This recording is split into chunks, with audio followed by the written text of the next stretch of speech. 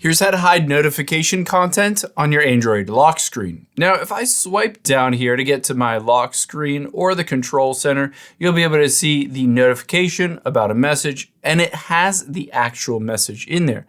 But if you wanted to be able to hide that and not have anyone be able to see what those messages are, we need to swipe up and get into your settings.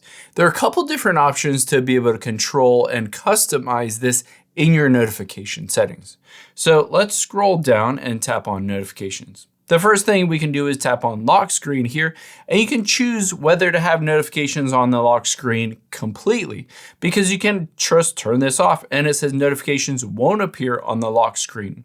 So this disables all of those notifications. However, let's just say we want the notification, but we just want to hide the content and not have it actually show the message or the email or something like that.